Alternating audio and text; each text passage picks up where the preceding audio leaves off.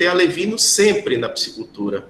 E foi um dos motivos da criação do sistema trifásico para tambaqui, foi essa disponibilidade de alevinos o ano inteiro, né?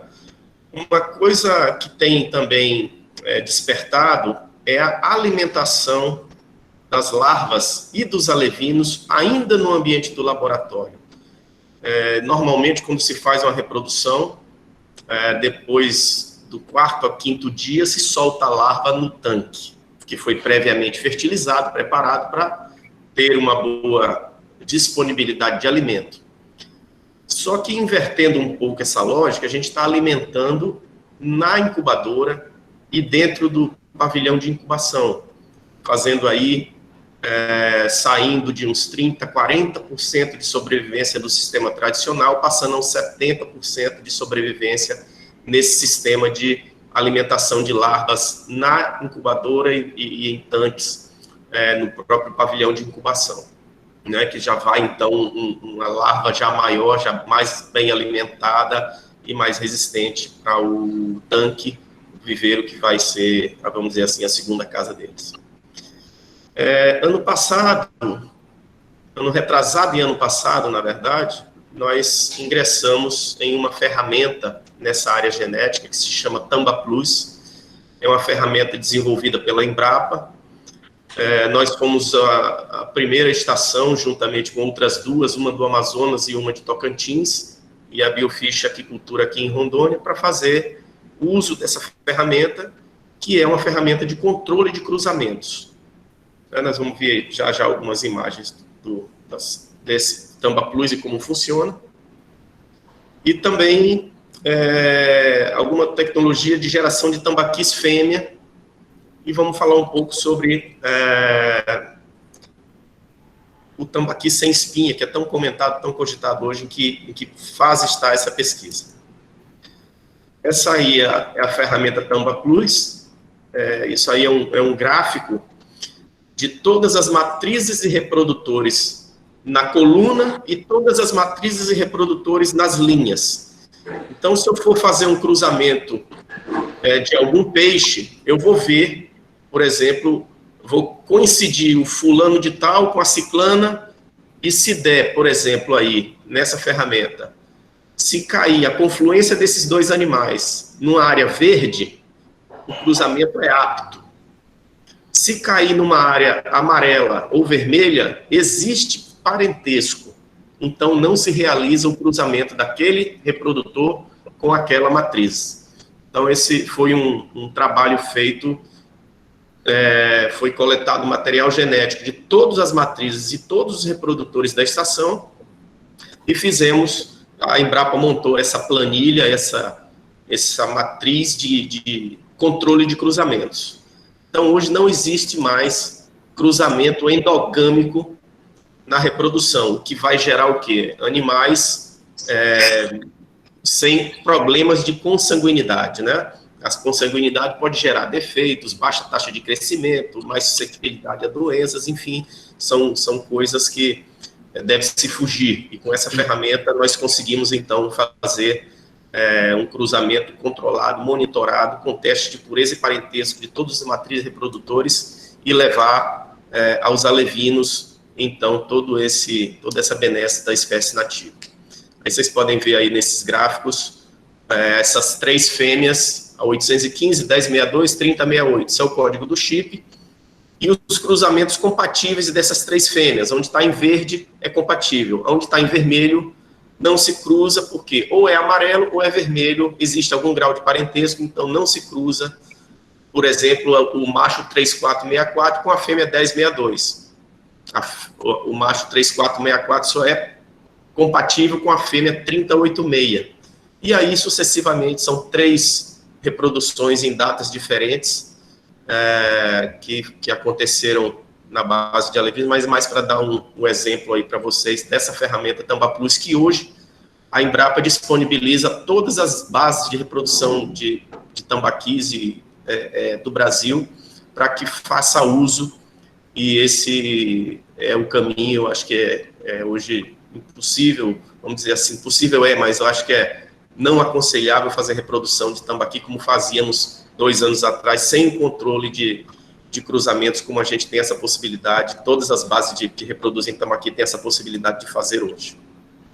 Uma outra pesquisa realizada pela Embrapa, realizada pela pesquisadora Fernanda Almeida, da Embrapa Amazônia Ocidental, é uma hipótese que já foi comprovada que as fêmeas de redondos, elas têm uma maturação sexual mais tardia do que os machos. Então, o que acontece?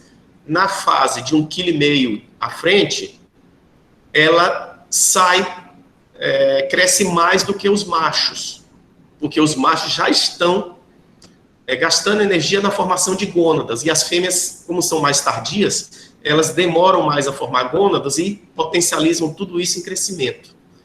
Um lote já observado no Amazonas constatou 16% mais crescimento em lote de fêmea revertido do que o lote comum. Ou seja, o lote comum tem 50% macho, 50% fêmea. Se isolássemos as fêmeas dos machos, em teoria, as fêmeas estariam crescendo 32% mais do que o lote macho. Então, o resultado final disso é bem interessante, de ter peixes que crescem mais, criar tambaquis fêmeas, assim como se cria tilápia macho, tambaqui fêmea, é uma tendência de reprodução, é um ganho, é uma estratégia de produção que deve digamos assim, vai acontecer mais vezes, vão ter mais estações fazendo fêmea, porque deve ser uma tendência. Isso aqui são 2 slides de um peixe do nosso lote que não tem a espinha Y. Esse peixe da esquerda é um peixe comum com a espinha Y. Vocês podem ver aqui nessa linha, aqui esses ossos brancos por trás das espinhas grandes, que são a carreira de espinhos Y. E aqui nessa imagem você não vê essa carreira de espinhas, é um animal ausente, onde não existe aquela linha de espinhas Y. Tem uma coisa parecida aqui, mas é músculo, tá? Aqueles ossos mesmo não existem. Esses peixes estão em pesquisa, tem uma equipe de geneticistas trabalhando para a gente conseguir fazer um lote 100% sem espinhas. Nascem percentuais menores que 100%, 50%, 25%, 75% tem nascido, mas 100% sem espinhas ainda não tem domínio, mas a gente está fazendo um esforço para ter mais breve possível esses lotes, né? Aí se vê algumas vantagens de ter um tambaqui sem espinhas, que seria um peixe 100% indústria. Você teria possibilidade de ter peixes com maior ganho na indústria, de 11% a 13%, que é o que se perde de carne na remoção de espinhas, quando se faz bandas. Redução de tamanho comercial na produção, você poderia fazer 2, 3 safras desses peixes menores, poderia ser abatido com 1,2 kg, 1,5 kg, uma vez que não tem espinhas. E a gente estaria dando aí um passaporte para esse peixe se tornar um peixe mundial, formador de filé, e, digamos assim, com todas as vantagens que a gente conhece dos tambaquis, né?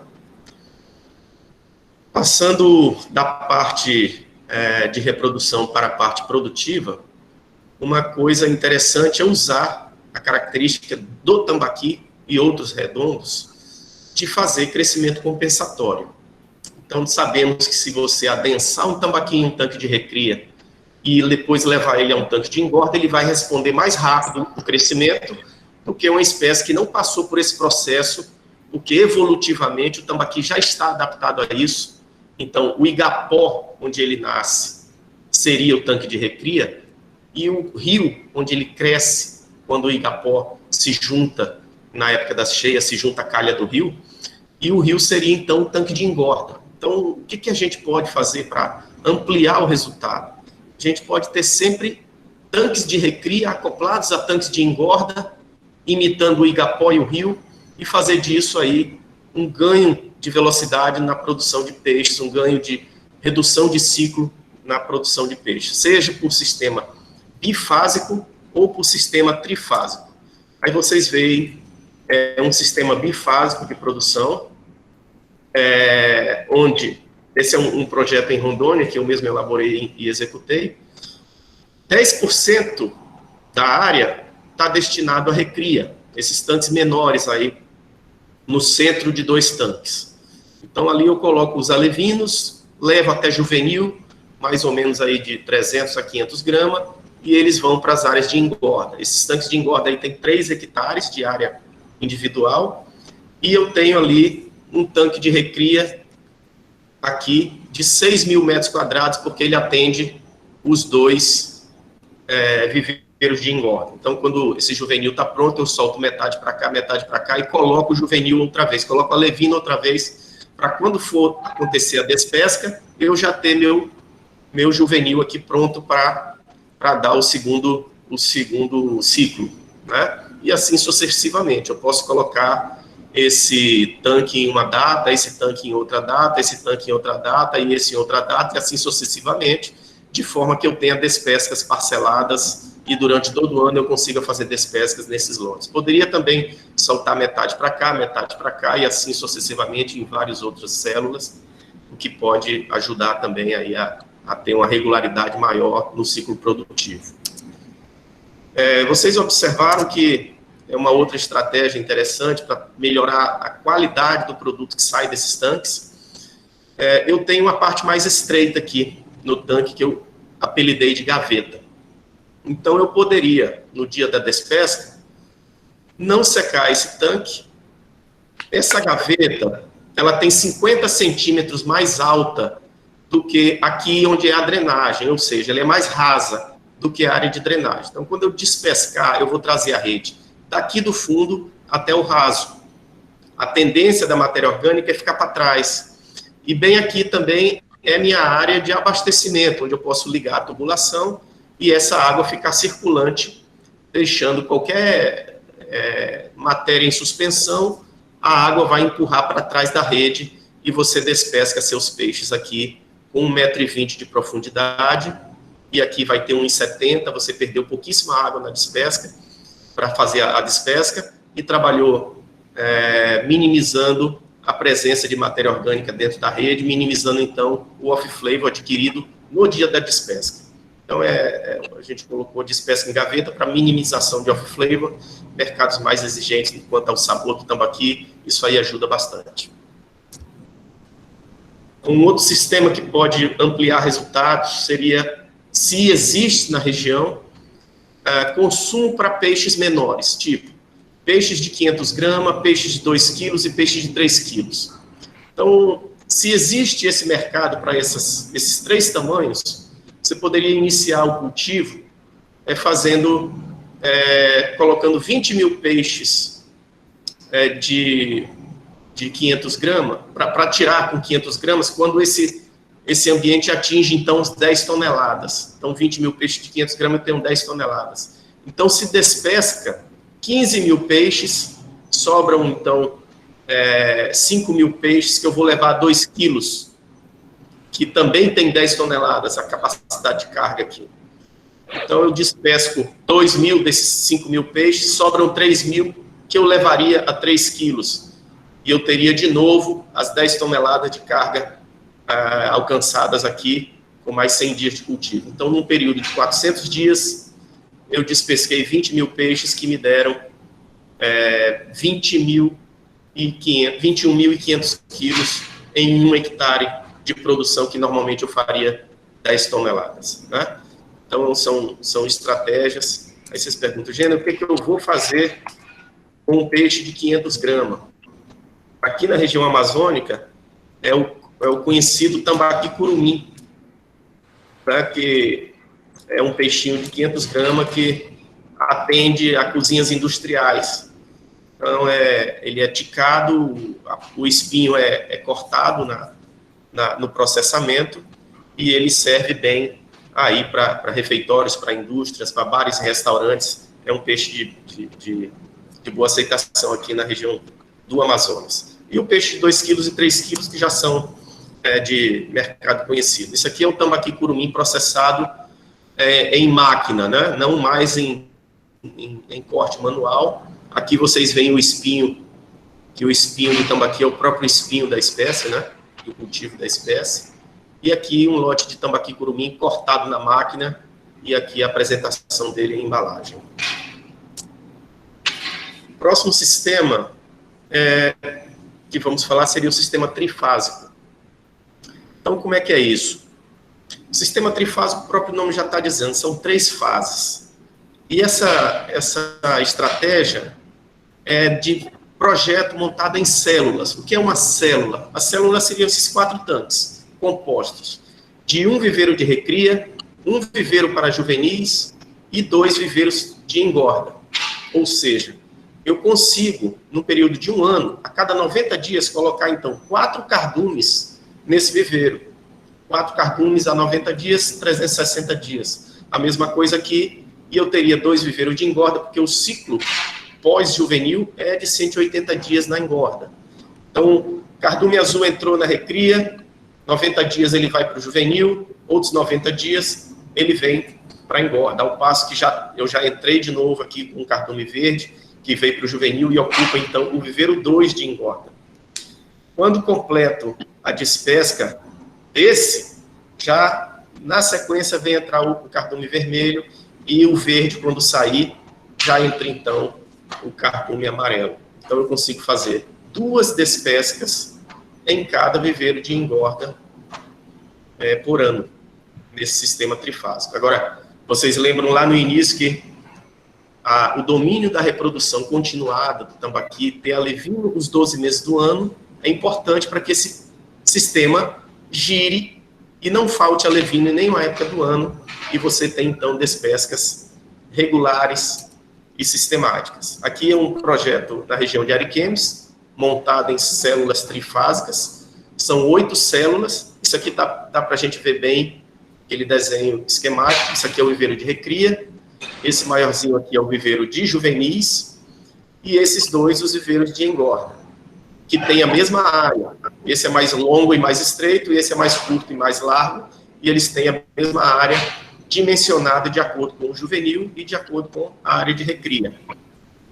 Então, como funciona? Se coloca alevino, 90 dias o alevino passa tanque de juvenil, que vai a fase 1 vai para 200 gramas, a fase 2 vem a 800 gramas, e a fase 3 de 800 a 2,5 kg, fechando, então, meus 90 com 180, meu ano de produção, que são os 360 dias, sendo que eu faço, durante o ano, 2 safras de 180 em cada engorda.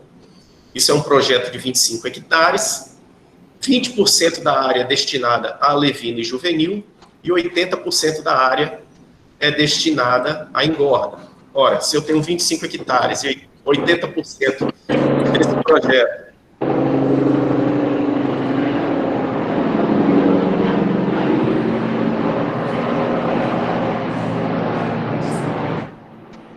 é onde esse barulho?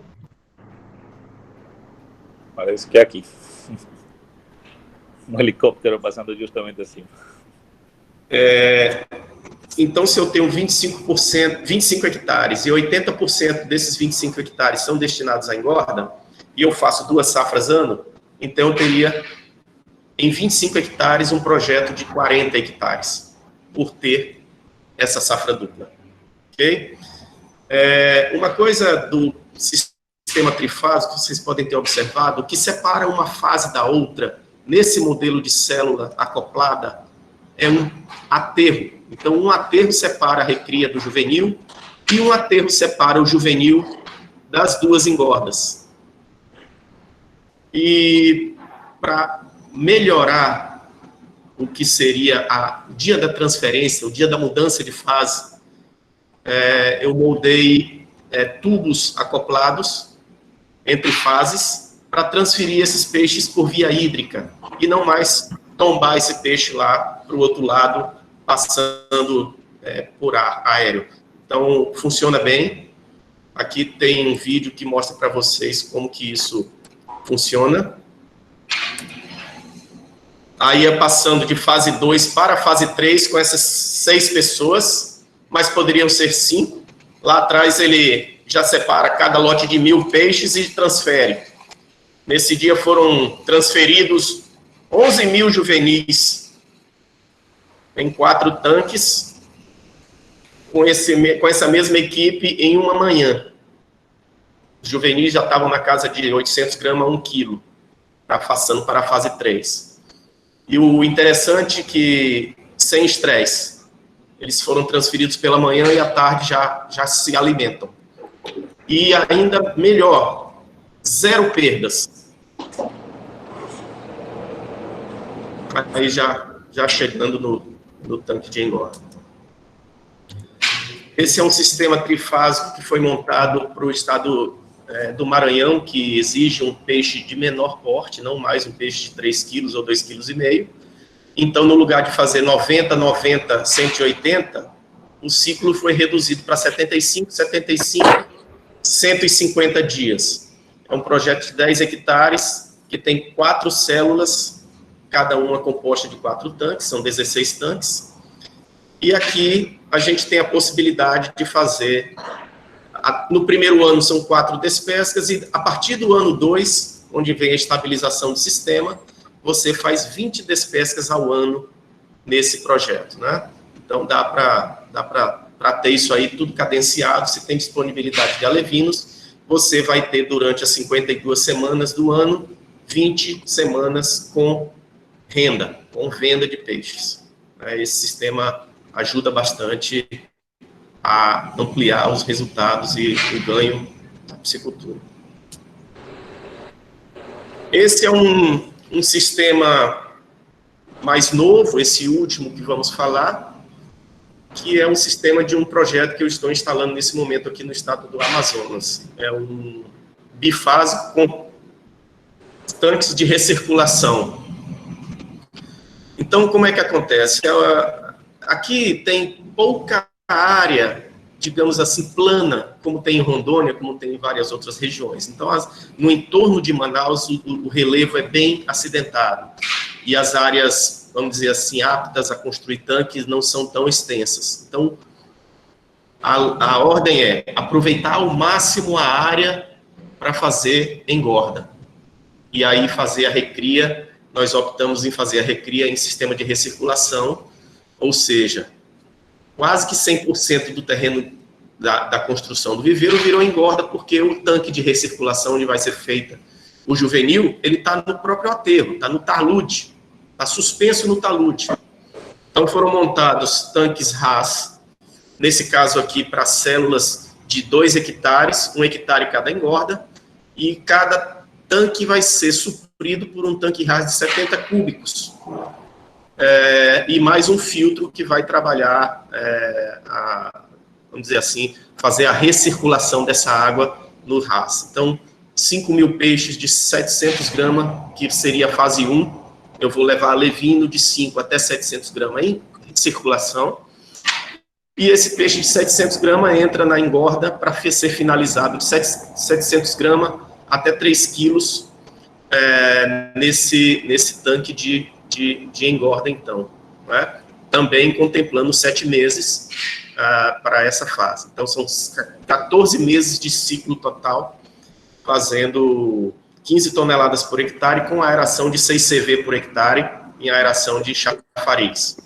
E a gente trabalha com 50 quilos metro cúbico na produção de recirculação, do tanque de recirculação no RAS, da fase 1, que é a fase de recria. Então, o interessante é esse aproveitamento de espaço. Praticamente toda a área vira área de engorda, diferente do trifásico, que também é bem interessante, mas 20% fica com recria e juvenil. Aqui, quase nada. Tá? A transferência de peixes vai ser um pouco diferente daquele sistema trifásico, que é aterro a aterro. Esse tanque é suspenso, então vão ter um adaptador que vai, por mangueira flexível, levar o juvenil até o viveiro de engorda. Esse é o projeto que está, nesse momento, em obra. Essa é uma foto aérea do mês passado. Vocês observam que aqui a confluência de 2 tanques de engorda, eu tenho aqui as bancadas, as plataformas onde vão ser instalados o RAS, né, os viveiros de recria, e os filtros. Quer dizer, o filtro é um filtro que vai atender 2 tanques de recirculação em geomembrana instalados em cada cabeceira de cada tanque de engorda. Se você bem observar aqui, você vê outra cabeceira, você vê aqui mais uma cabeceira. Então, todos os tanques estão contemplados com esse viveiro de recirculação para fazer a fase 1 juvenil de 5 a 700 gramas. Passando, acho que meu tempo está já chegando no limite. Outra coisa que pode ser integrada com processos produtivos são a aquaponia. Nesses tanques RAS, por exemplo, para fazer juvenil, eu poderia acoplar ainda uma célula de aquaponia. Cada quilo de ração, eu poderia produzir 30 pés de alface por semana para cada quilo diário de ração, nesse sistema de aquaponia.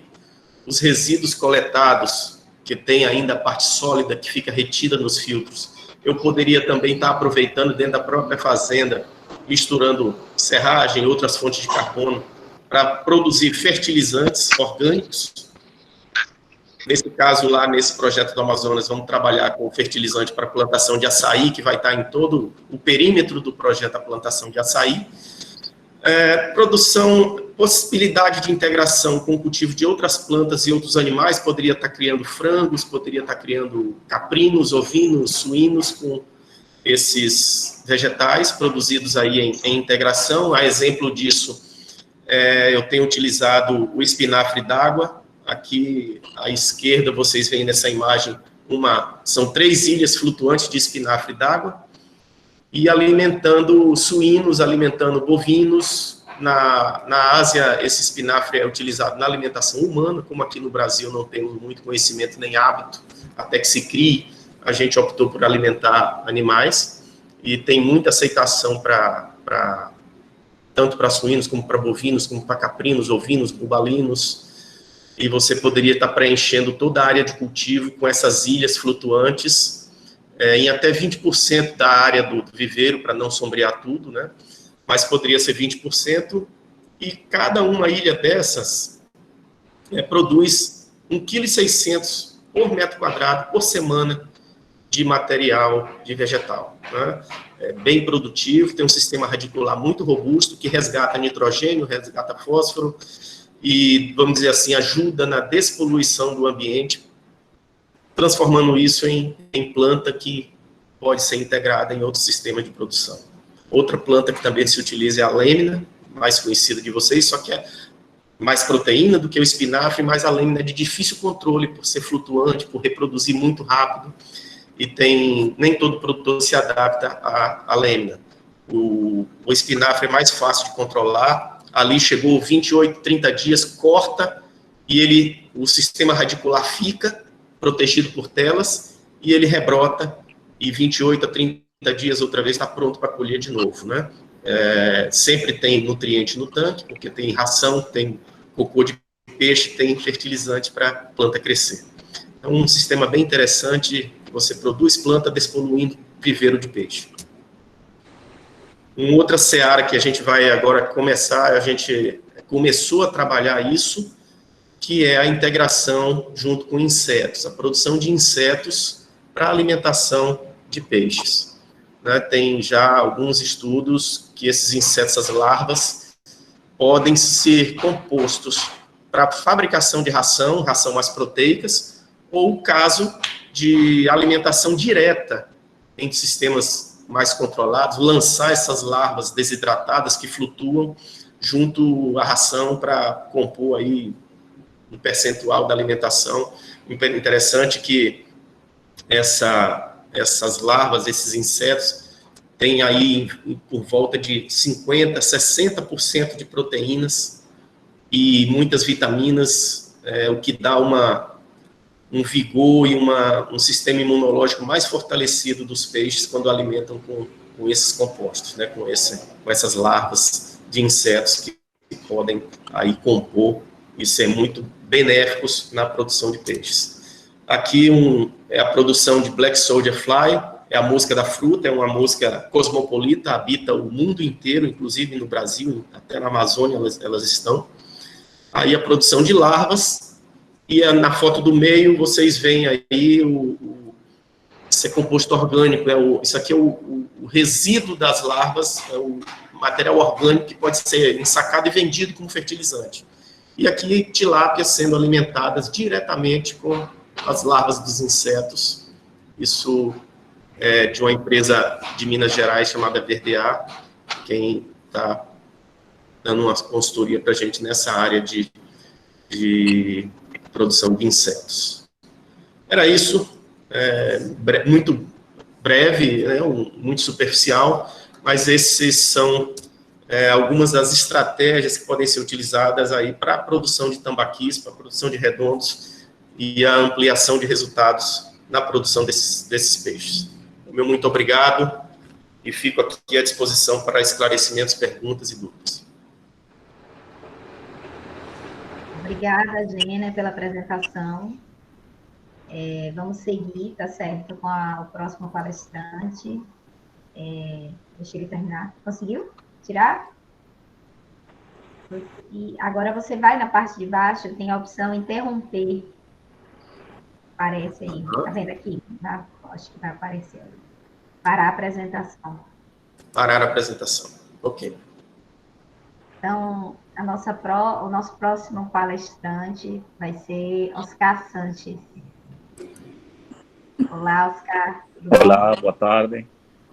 Estão me ouvindo? Sim. Boa tarde. Ótimo. Meu nome é Oscar.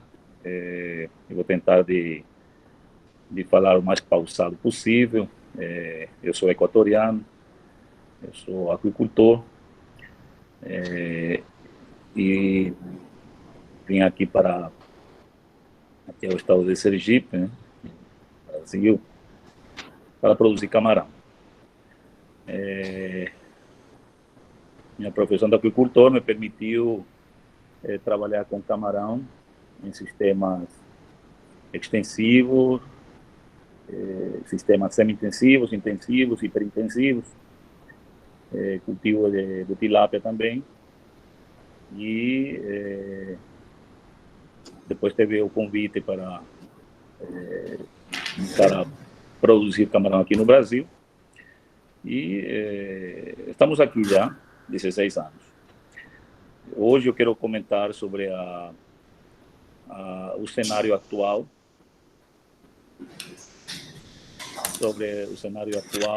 da carcinocultura no Baixo São Francisco.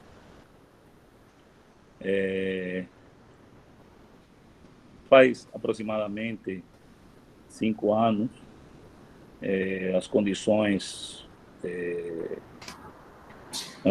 do rio, sobretudo na cidade de Brejo Grande, Brejão, aqui no Sergipe, né, tá no estado do Sergipe, sofreram um impacto devido à diminuição da chuva, com o qual as águas começaram a salinizar. Esse impacto causou muitos prejuízos nos produtores ribeirinhos, nos quais tinham como cultura principal cultivo de arroz, plantio de coco e a criação de gado, né? Gado de corte, gado de leite. Essas eram as principais atividades, né? Com a salinização das águas, todas essas culturas se viram drasticamente afetadas, e pessoas começaram a ter prejuízos muito grandes, incluso terras foram vendidas, enfim.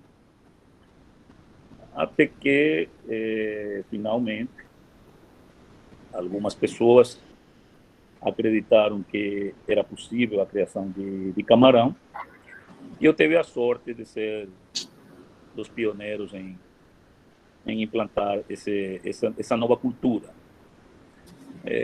Nós tivemos condições ambientais fantásticas. Lembrando que a espécie que a gente foi cultivar foi o Lithopeneus banamei, um camarão originário do Pacífico, né?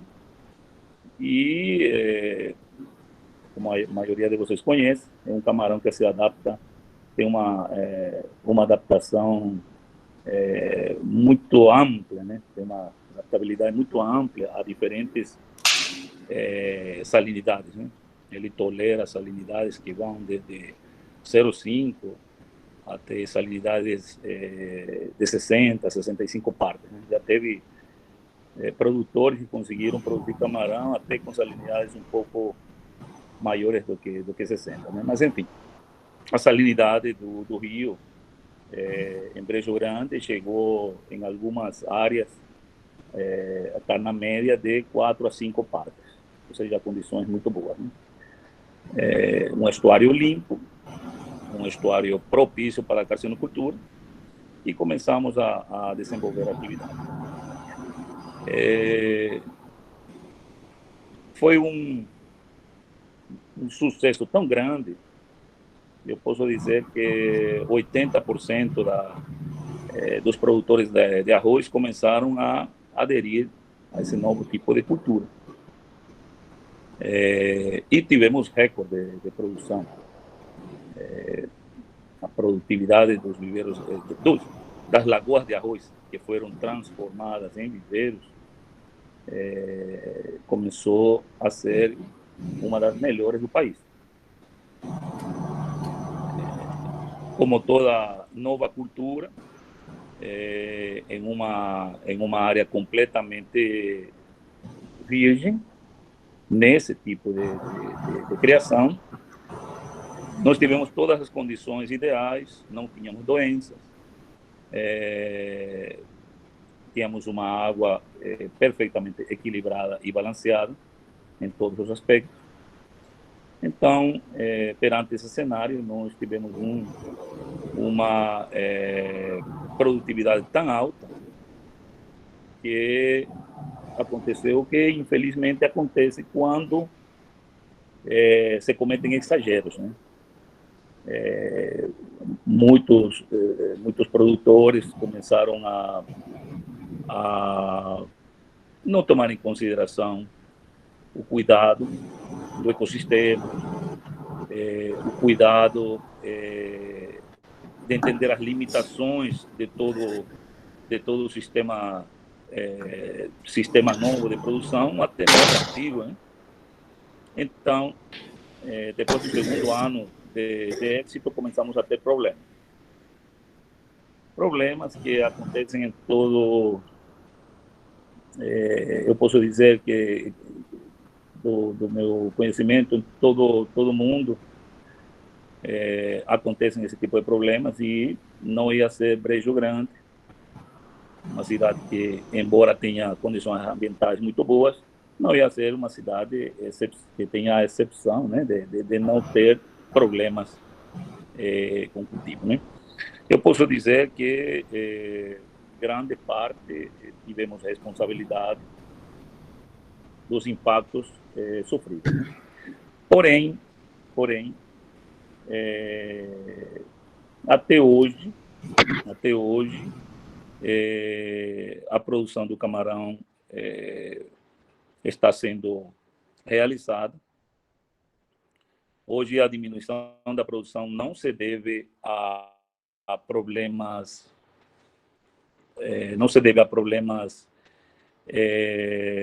de doenças, e sim tivemos desafios pelo aumento da vazão do rio. Essas condições ambientais favoráveis começaram a complicar, e a salinidade caiu a níveis extremos. Estamos falando de menos de meia parte, ou seja, temos salinidade hoje que vai entre 0,1 a 0,4. No melhor dos casos, tem alguns lugares que ainda tem uma exceção de salinidade de uma parte. Então, como compreenderão, a situação para o camarão ficou muito difícil. Porém, com o uso de algumas técnicas modernas, técnicas que são de conhecimento comum, como, por exemplo, técnicas de balanço iônico,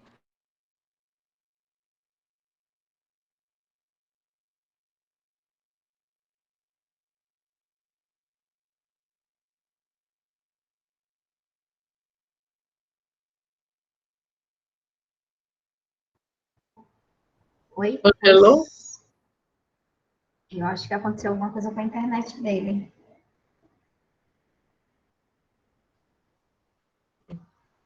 Olá, Oscar. Acho que caiu a internet. É isso mesmo, ele já voltou agora. Oi, Oscar.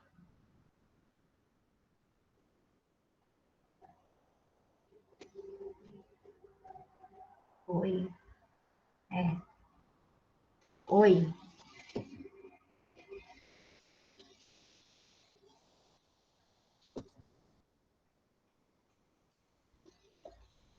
Olá. Ativa seu microfone. Estão conseguindo me ouvir agora? Sim, pode continuar. Me perdoem que teve um probleminha com o telefone. Bom, eu estou tentando resumir, né? Porque realmente a problemática é muito ampla e a quantidade de detalhes que levaram a situação atual levaria muito mais do que 25 minutos para explicar. Porém, depois de alguns primeiros anos de um sucesso muito grande, por falar um sucesso a nível nacional, Desejo Grande foi reconhecida por muitos técnicos, muitos produtores, muitos pessoas que têm a ver com a parte de comercialização, viram um potencial muito grande, uma região que tinha tudo para ser um dos polos de produção de camarão com maior perspectiva de futuro, né? Infelizmente, as condições ambientais já não são tão favoráveis, porém, isso pode mudar em qualquer momento, devido a que tudo foi causado pela liberação de uma grande evasão de água das represas do rio. Estamos falando de represas de Sobradinho, Xingó, que aumentaram a vazão do rio a níveis que diminuíram esse potencial do rio para a produção de camarão marinho. No entanto, eu sou uma pessoa muito positiva e eu vejo isso como uma grande oportunidade para refletir. Eu ainda acredito no potencial da região. A região tem um grande potencial. Isso está obrigando muitos produtores a se tecnificar mais, a cuidar melhor dos recursos. E eu vejo, eu não vejo com tristeza a situação atual, e sim como uma oportunidade para a geração de novas oportunidades. É uma região que vai continuar sendo uma região muito boa para a criação de camarão marinho. É uma região que permite uma aquicultura mais ampla. Quando eu falo uma aquicultura mais ampla, eu estou pensando, por exemplo, em policultivos com camarão, com tilápia, policultivos de camarão, camarão marinho, de camarão de água doce, macro branca e Rosenberg, né? Estou falando de policultivos com tilápia, e por que não policultivos com tambaqui? Ou seja, eu vejo ainda um grande potencial desde que nós tenhamos aprendido de alguns erros que foram cometidos, exageros que foram cometidos também pela bondade da região, e eu vejo uma grande oportunidade para novos profissionais. Nós estamos enfrentando desafios muito grandes, como, por exemplo, a elevação dos custos de produção. Lembrando que o custo de produção no camarão, estamos falando que 50%, 60% e às vezes até 70% do custo de produção é ração. Então, as alternativas que meu colega Gênio falou, realmente são alternativas viáveis. Uso de novos insumos. Eu vejo de uma importância muito grande, e eu vejo que esse seria o caminho que a gente deve seguir, né? Uso, por exemplo, também, como é feito em peixes, nós estamos usando há algum tempo já o uso de versário para diminuição de ciclos, uso de novas tecnologias de fertilização. Nós precisamos de mais profissionais que façam mais trabalhos, trabalhos técnicos, viabilização de diferentes insumos para a ração, isso é fundamental. O uso por exemplo, o colega Jânio falou de insetos, é fantástico. Isso daí nós usamos já com a tilápia, e realmente ele funciona. Nós chegamos até diminuir 50% da ração da tilápia com o uso de insetos.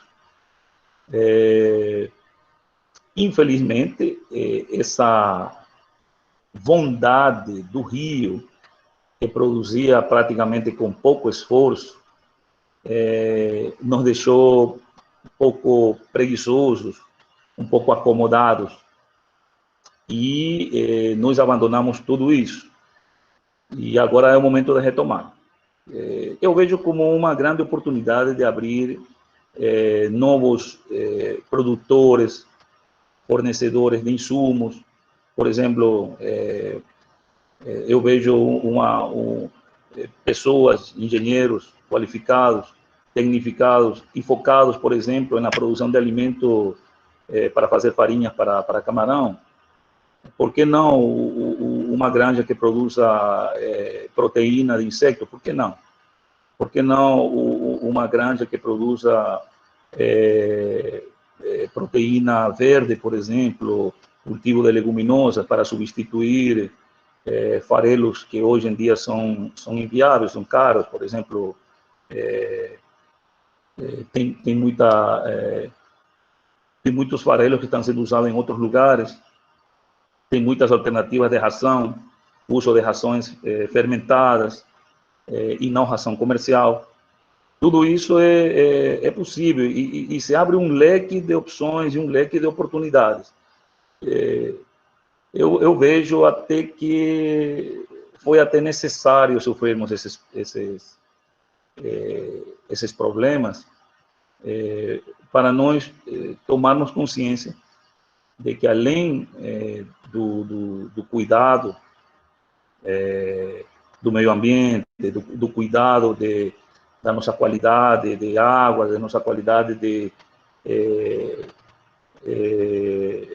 nossa qualidade do produto final, nós temos que tomar em consideração que não podemos viver inteiramente de rações, por exemplo, produto do extrativismo, ações nas quais estão baseadas em um produto limitado. E sim, temos que começar a ser criativos, e viabilizar de outro jeito uma cultura que tem muitos anos. No meu país tem mais de 90 anos de cultivo de camarão, e não é agora que a gente vai terminar, porque começaram a apresentar-se alguns problemas. Eu acho que nós temos que aprender muito de outros lugares que tiveram problemas parecidos, ou até muito piores, e deram a volta por cima, e hoje são países que têm uma altíssima tecnologia, e dão aulas e lições para o mundo todo de como prosperar em condições altamente desfavoráveis. Isso é o que eu tinha para dizer a vocês agora. E, repito, o leque de opções que eu vejo para os futuros profissionais é muito grande. Eu vejo onde muitas pessoas estão achando que foi o fim da criação de camarão marinho na região do Baixo São Francisco. Eu vejo uma oportunidade de novas tecnologias aplicadas e, por que não, de virarmos uma potência mundial em policultivo. Condições ambientais nós temos, basta termos a vontade e termos a capacidade de trabalharmos juntos, porque isso é fundamental. Eu não vejo futuro em criações isoladas. Eu só vejo que teríamos uma grande chance se a maioria de nós juntamos esforços por um objetivo em comum. Ok? Muito obrigado. E estou aqui pronto para esclarecer qualquer dúvida. Obrigada a você, Oscar, por trazer essa experiência toda sua, né? Já já a gente volta com as perguntas e agora a gente vai para o nosso último palestrante, que é José Milton Carriço. Olá.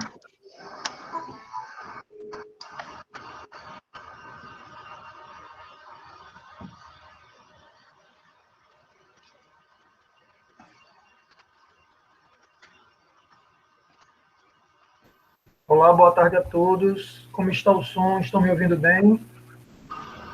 Sim. Pode aumentar um pouquinho mais, só um pouquinho mais. Está aparecendo baixo aqui. Deixa eu ver aqui.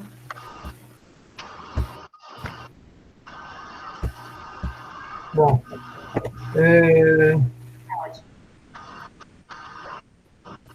ok. Bom, parabenizar os dois palestrantes, Gênio Menezes, uma palestra com muitas informações, pena que o tempo foi curto, né? Mas muito interessante a palestra, muitas pesquisas e muitos projetos já funcionando, muito interessante. Parabéns também ao colega de trabalho, Oscar Sanches, né, um guerreiro aqui da cassinicultura no estado de Sergipe. Eu trabalho de Oscar há muitos anos e realmente é um entusiasta, né, com a cassinicultura, é um grande técnico. Espero que nós possamos continuar durante muito tempo aí a desenvolver a cassinicultura aqui no estado de Sergipe. Bom, agradeço aí o convite, né, para participar aqui da live e espero que possa trazer algumas informações aqui para os participantes. Me foi pedido que eu fizesse uma breve apresentação. Bom, eu sou engenheiro de pesca de formação, me formei na Universidade Rural de Pernambuco, e isso eu terminei meu curso em 92, e antes de terminar eu já trabalhava com piscicultura num laboratório de ecotoxicologia, tá? Onde nós fazíamos testes de toxicidade com espécies testes para emitir pareceres sobre a toxicidade de alguns defensivos agrícolas que estavam querendo entrar aqui no Brasil. Então, foi quando eu me apaixonei pela aquicultura, já desde de 90, e de lá para cá eu tive a oportunidade de trabalhar, né, com aquicultura em diversos segmentos. O meu perfil, eu sou um extensionista, né, apesar de gostar da pesquisa, mas meu trabalho, minha caminhada é mais voltada para a ATE, né, assistência técnica e extensão pesqueira. Bom, então, de 92, 93, fui trabalhar em pisciculturas em São Paulo, depois voltei para Pernambuco, continuei trabalhando com piscicultura até 96, fui convidado pelo governo do estado de Pernambuco para implementar algumas pisciculturas através do programa Progera, um programa de geração de renda para famílias de baixa renda, para alguns municípios da Zona da Mata. Em 97, 98, eu fui convidado para participar de um outro programa chamado EdTech, que foi desenvolvido, voltado para equipar a pesca artesanal, que é um projeto que foi desenvolvido em todo o Nordeste brasileiro, em toda a costa do Nordeste brasileiro. Foi um programa, né, muito interessante, e alguns equipamentos tecnológicos foram disponibilizados às embarcações pesqueiras, né, de modo que aumentassem a sua capacidade, né, de produção com o uso da tecnologia.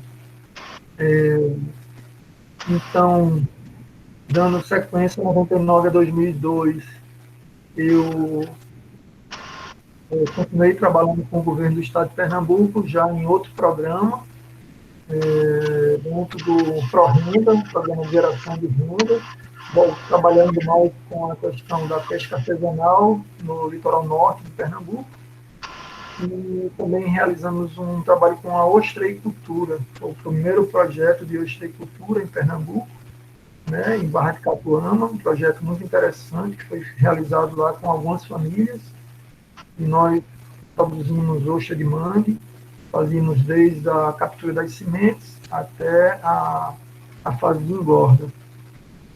Nesse mesmo tempo, eu fiz meu mestrado na Universidade Federal de Pernambuco, na área de meio ambiente, e em 2004 participei da elaboração, né, e execução do projeto de tilapicultura pela empresa Netuno, uma empresa que eu acredito que a maioria de vocês tenham ouvido falar, uma empresa que faz mais a parte de comercialização, mas ela adquiriu algumas propriedades e aí tanto trabalhava a produção de camarão, como também parcerias com outros produtores para iniciar o projeto de tilapicultura. E aí, em 2005, eu vim para Sergipe, a convite de um colega, quando entrei numa empresa de consultoria e projetos chamada Aquatrix, né, que era sobre a gerência, né, de um outro colega nosso, Marcelo Chamas, né, que sempre trabalhou com projetos de consultoria na área de pesca e aquicultura. Nós desenvolvemos vários projetos, né, tanto para a Associação dos Engenheiros de Pesca, para o Codevasf, para o SEBRAE. O SEBRAE trabalhamos com piscicultura 3 anos no Baixo São Francisco, dando um suporte aos produtores de lá, principalmente no que se refere à questão do acompanhamento da produção, sobre os resultados finais, qual foi o resultado econômico, né, daquele ciclo, para que ele pudesse comparar os resultados de um ciclo com o outro, né, quais foram as estratégias de manejo que ele adotou, que promoveu um resultado melhor. E durante esse tempo também levamos algumas técnicas de manejo, de modo a aumentar a produtividade dos produtores, que, por sinal, muitos produtores da região Baixo São Francisco trabalham com peixes redondos, né, o tambaqui e seus híbridos. E foi durante esse tempo da Aquatrix que eu tive o prazer de conhecer a professora Ana Rosa. Fizemos um trabalho muito interessante, né, um projeto foi financiado pela Petrobras, e nós elaboramos e implementamos o PMPDP, né, um programa de monitoramento da pesca artesanal. E aí, em 2010, eu fiz o concurso para o Instituto Federal de Sergipe, e do qual sou professor do curso agora técnico em aquicultura, né, com mais alguns colegas.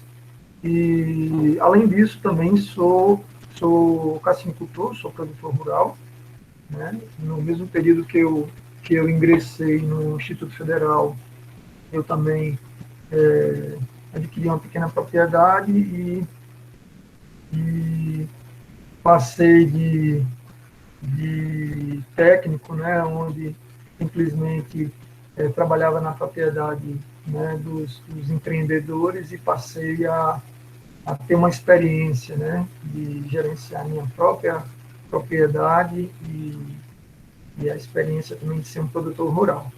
Bom, fazendo aí esse histórico, o fato de ter me tornado produtor fez com que eu pudesse conhecer, né, a cassinicultura aqui do estado.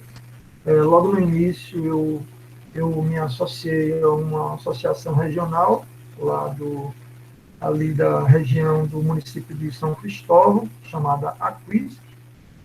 E aí eu vou apresentar aqui a vocês alguns dados, né? Existe uma escassez de dados muito grande, né? O último censo que foi realizado aqui, que não foi nem realizado na íntegra, já foi realizado, já tem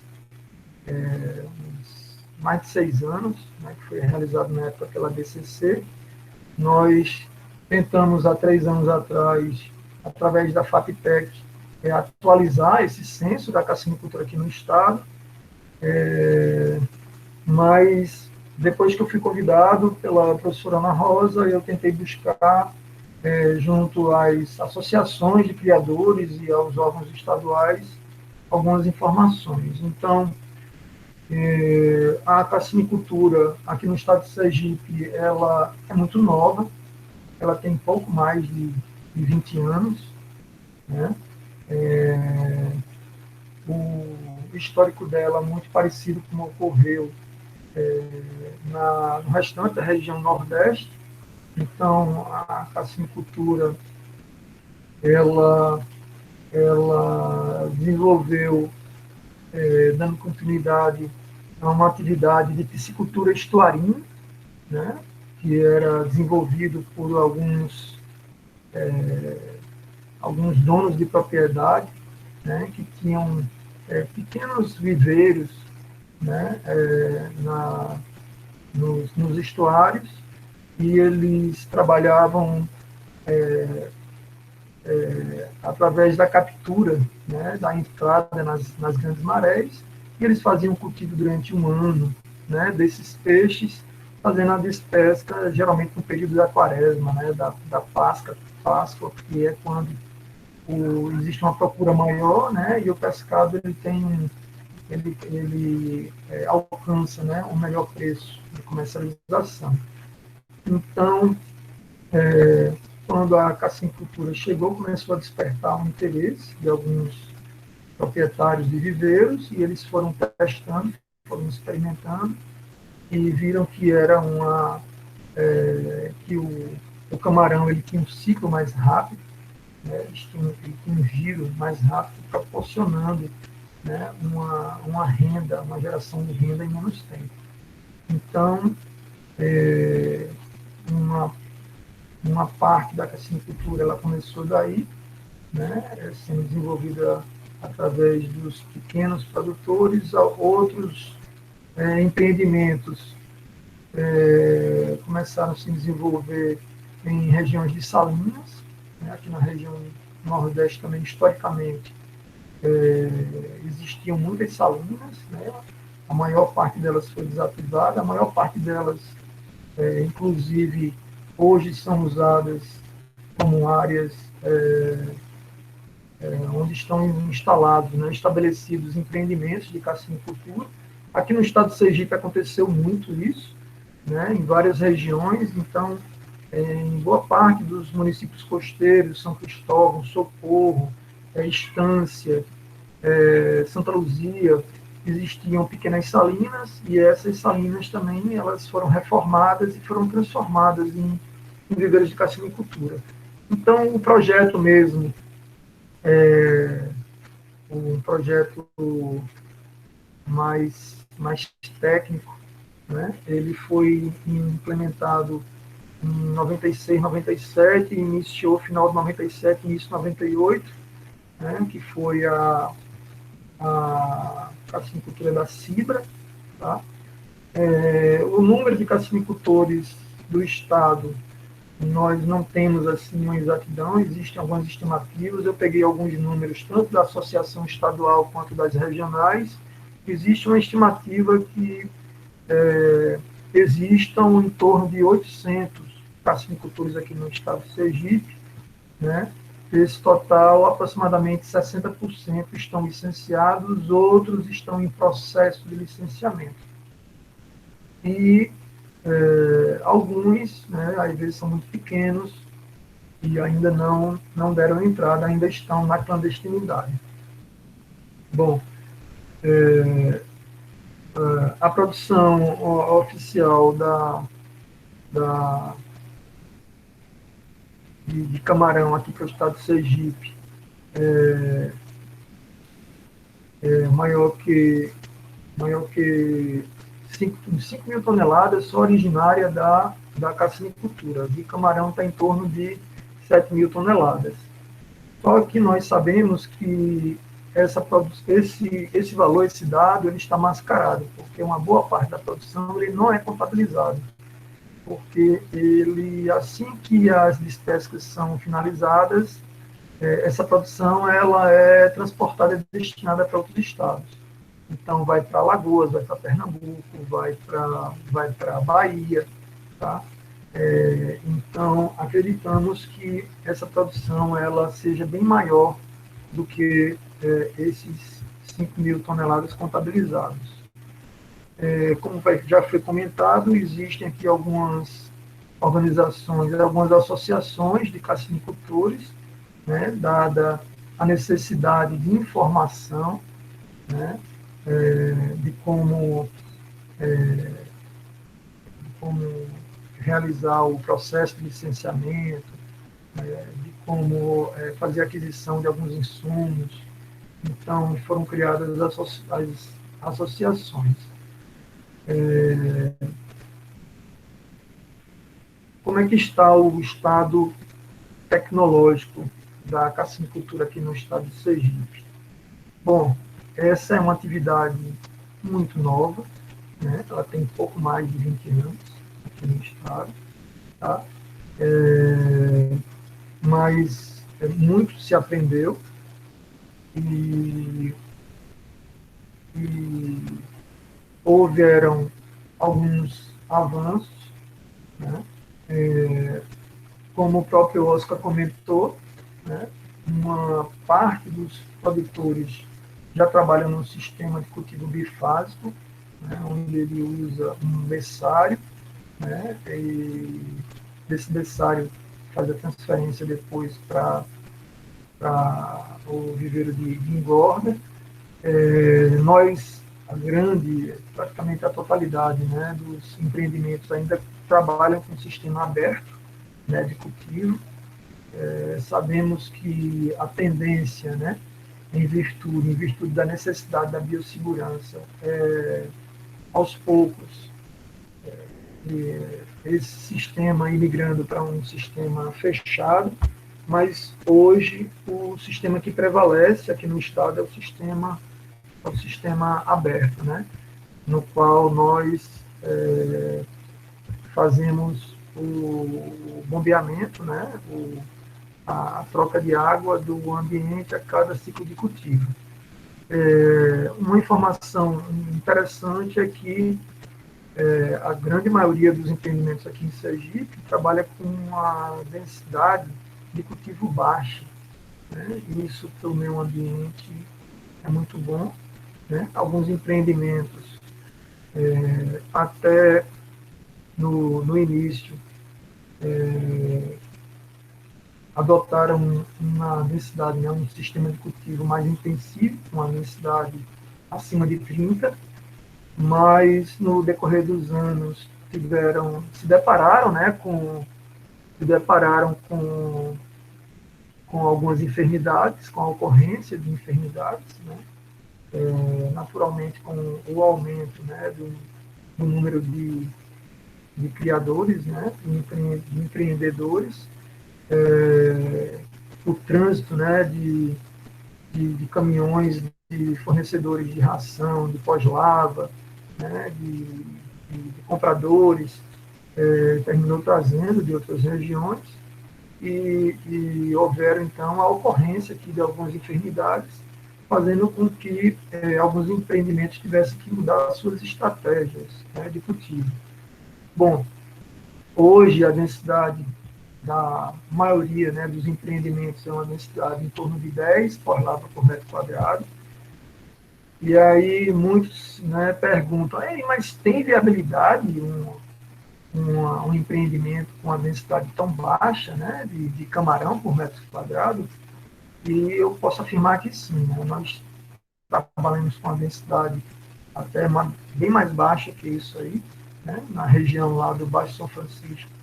Né, estamos trabalhando com a densidade de até 5 pós-lavra, né, por metro quadrado. Na época do inverno, nós chegamos até a baixar para tentar conviver, né, com as condições ambientais, né, do período. Um fato interessante é que, com o aumento do número de produtores, atraiu, né, a vinda de fornecedores de insumos, como fábricas de fornecedores de ração, laboratórios de recria de pós-lava para atender a demanda, né, dos produtores. E de alguns anos para cá, com a necessidade de conviver, né, com algumas enfermidades, uma boa parte dos produtores começou a fazer o uso também de alguns insumos adicionais, como probióticos, pré-bióticos, né, enzimas digestivas, ácidos orgânicos, tudo isso pensando no bem-estar animal. Então, uma boa parte desse produto já é conhecido, né, dos produtores, e já é feito o uso desses insumos.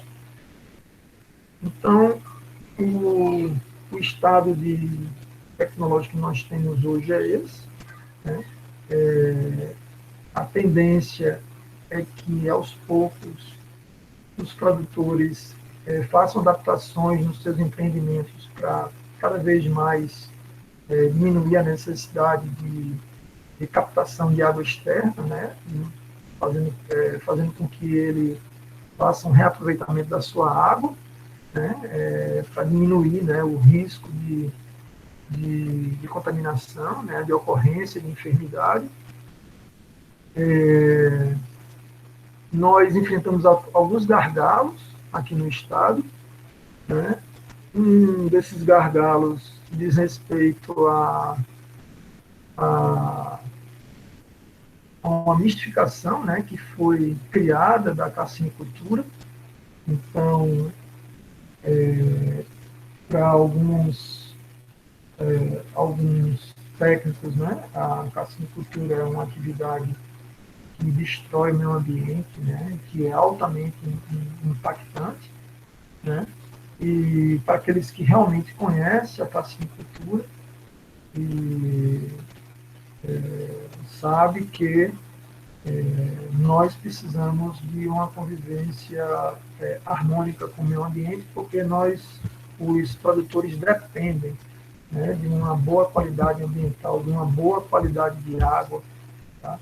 Então, existe aí uma discrepância muito grande de como a cassinicultura é vista e entendida por algumas pessoas e como realmente a cassinicultura é. Tá? Então, existe muitas vezes a desinformação, né, o fake news de que são usados hormônios na cassinicultura, né, que são usados alguns produtos que, na verdade, nós nunca, em região nenhuma, né, em associação nenhuma, nós verificamos o uso desses produtos. Então, isso faz com que tenhamos algumas dificuldades até no momento do licenciamento, né? A cassinicultura ela é classificada como de médio impacto, ela é de licenciamento obrigatório, né? Conseguimos alguns avanços, né, na questão legal, né? Conseguimos aí no final de 2017, eu falo conseguimos porque eu acompanhei, eu fiz parte, fazia parte de uma das associações, e a cassinicultura, a legislação, vamos dizer assim, que orienta a CONAMA 312, né, que foi publicado em 2003, e depois o Código Florestal de 2012. E depois do Código Florestal, alguns estados publicaram, então, a sua legislação estadual, como foi o caso aqui de Sergipe, em 2017, né, ratificando, né, o que está previsto no Código Florestal, né, e estabelecendo algumas orientações, né, para os interessados em desenvolver a cassinicultura aqui no estado. Então, houveram alguns avanços, né, legais, referente à legislação, e um gargalo que precisa ser trabalhado, né, que já está sendo trabalhado, é com relação à comercialização. Hoje, praticamente 100% da comercialização aqui do estado é feita através de atravessadores, né, de intermediários. Então, não existe uma organização, uma associação, não existe ainda, né, uma cooperativa que faça e feche, né, uma venda diretamente com alguma rede de supermercado, de alguma rede de hotel, alguma rede de restaurante. Então, eu fui informado pelas associações que já tem um grupo aí que está trabalhando para a criação de uma cooperativa, e que a ideia é exatamente essa, é organizar melhor, né, essa etapa aí que é da comercialização. E uma outra questão também que precisa ser melhor trabalhada, né, e por isso a importância, né, da formação técnico-profissional. Então, tanto a UFES, né, a Universidade Federal do Sergipe, forma seus engenheiros de pesca, quanto o IFES, né, o Instituto Federal do Sergipe, do qual eu sou professor, formam também os técnicos em aquicultura, em recurso pesqueiro, e é exatamente para dar esse suporte, essa orientação aos produtores, aos empreendedores interessados em investir na aquicultura, né, e nesse caso na cassinicultura. Então, precisamos também estudar e conhecer melhor as enfermidades para saber como lidar com elas, e, em alguns casos até como conviver com elas, né? Coincidentemente estamos vivendo aí agora essa pandemia, né? Então, não sei né, se todos sabem, mas geralmente quando o vírus ele se instala, ele fica endêmico naquela região. Então, de tempos em tempos, ocorre um gatilho, né, no qual o vírus ele se pronuncia. Então, na pecuária, né, em todas as atividades da pecuária, e cada um tem enfrenta, né, suas enfermidades. Com a cassinicultura não é diferente. Algumas enfermidades já são conhecidas, nós já conseguimos identificar, e existem já protocolos, né, para combater, né, e mais algumas enfermidades não, né, ainda requer um aprofundamento maior, né, e um conhecimento melhor para que a gente possa conviver, né, e desenvolver com mais segurança, então, a cassinicultura aqui no estado de Sergipe. Eu acho que meu tempo já esgotou. Eu quero agradecer e me coloco à disposição, então, para as perguntas aí dos participantes. Obrigada, Milton. Agora a gente vai começar a parte das perguntas, tá? Deixa eu colocar aqui a primeira pergunta. Na primeira pergunta, né, seguindo a ordem, vai para o Gêner, mas antes do Gêner responder, eu gostaria de pedir 2 minutinhos dele, que ele se empolgou muito na apresentação dele e esqueceu de falar um pouco sobre o currículo dele acadêmico. Então, eu vou dizer, a primeira pergunta para você é sobre como é o comércio do tambaqui nacional e internacional, né, como é que funciona essa parte, toda a parte, né, todo o ciclo, alevino, peixe inteiro, filé, etc. Uhum. Bom, eu sou engenheiro de pesca, eu sou formado pela Universidade Federal do Ceará. Logo que me formei, migrei para a Amazônia e desenvolvo minhas atividades aqui na Amazônia desde então. Eu sou produtor de alevinos, eu também tenho engorda e faço trabalho de projetos, consultoria e execução de projetos em toda a região. Estados de Rondônia, Acre, Amazonas, Pará, Maranhão, ou seja, toda a Amazônia a gente atua com esses projetos, né? E a cada ano que vem passando, a gente vem adaptando e melhorando o sistema produtivo, como a palestra apresentou aí algumas evoluções na produção de tambaqui. Respondendo à pergunta, o sistema de produção de tambaqui no Brasil, ele está praticamente localizado na região norte, centro-oeste e pouco no nordeste, mais expressivamente no estado do Maranhão.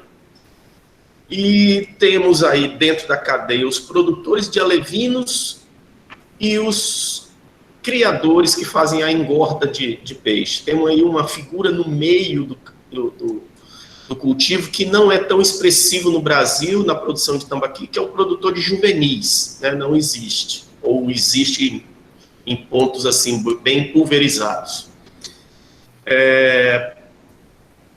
Para a parte mercadológica, nós temos, por exemplo, o Brasil, salvo a grande consumidora de tambaqui no Brasil, é a capital do Amazonas, Manaus, tem um consumo per capita bem alto.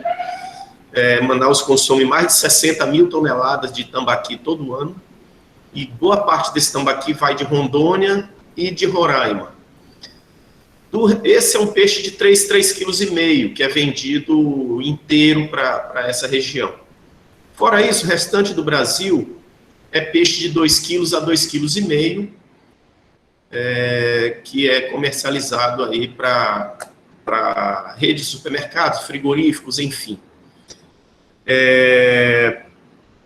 Internacional, está saindo de Rondônia, tambaqui e outros redondos, como é o caso do híbrido tambatinga e da outra espécie de redondo, que é a pirapitinga, para o Peru. E exportações, fora Bolívia, Peru, esses países lindeiros aqui da Amazônia, eu não tenho conhecimento. Pouca coisa e muito incipiente assim, a exportação de tambaqui ainda, né? Uma outra coisa interessante de abordar é que frigoríficos estão sendo montados, você tem uma ideia, na região de Ariquemes, nós temos 3 frigoríficos beneficiando o tambaqui, né? Isso aí é um volume médio aí de umas 30 mil toneladas dia, 30 toneladas dia de beneficiamento do tambaqui naquela região de Rondônia, né? Que é o polo da produção de Rondônia, a região de Ariquemes. Aqui temos uma pergunta do Jadson Pinheiro. Ele perguntou em qual cidade fica o projeto no Maranhão, mas eu acho que é Rondônia, não é isso? Não, teve um projeto que eu citei, que ele foi, o sistema trifásico foi modelado para o sistema do Maranhão, que exigia um peixe menor, um peixe aí entre 1,5 kg e 2 kg. Aí no lugar de ficar 90, 180 dias, ficou 75, 150. Esse projeto foi moldado para uma fazenda em Codó, no Maranhão. Ele ainda aguarda liberações e licenças para poder ser montado. Ele está elaborado, pronto para ser executado.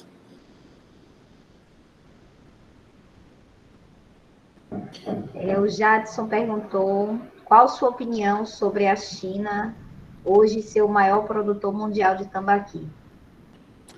Eu já ouvi muito essa colocação, eu não sei se ela é realmente verdadeira.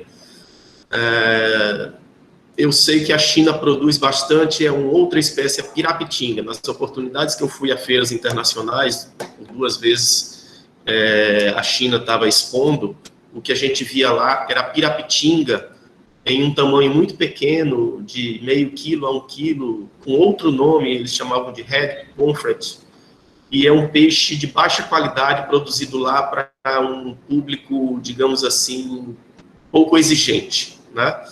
Eu creio que o tambaqui, do jeito que é produzido no Brasil e beneficiado no Brasil, em bandas, em costelas, em ventrechas, é um público totalmente diferente, com valor agregado, e eu acho que esse mercado é tímido ainda, mas é um grande mercado que vai aí, com o tempo, se descortinando. Os chineses já estão começando a vir aqui para produzir peixe aqui no Brasil. E eu acredito bastante na qualidade do peixe brasileiro, principalmente o peixe amazônico, produzido no bioma de origem, que é a Amazônia. Certo. A professora Ana Rosa, ela perguntou sobre a aquaponia aqui, e aí ela perguntou se o espinafre, né, lá do cultivo, se ele é de consumo humano. Eu muitas vezes levei o espinafre, as folhas de espinafre, para minha casa para fazer minha salada, para fazer meu refogado. Ele é maravilhoso para consumo humano, embora aqui no Brasil não tenha hábito, né? Mas na Ásia ele é consumido como se consome couve, como se consome alface ou qualquer outra hortaliça, né? E vamos dizer assim, ele pode ser para humano, pode ser para animais, e fazer uso diverso desse vegetal. Eu tive a oportunidade de ver lá no Maranhão que tem bem marcada a época da seca e a época das cheias, e na Baixada Maranhense se cria búfalo.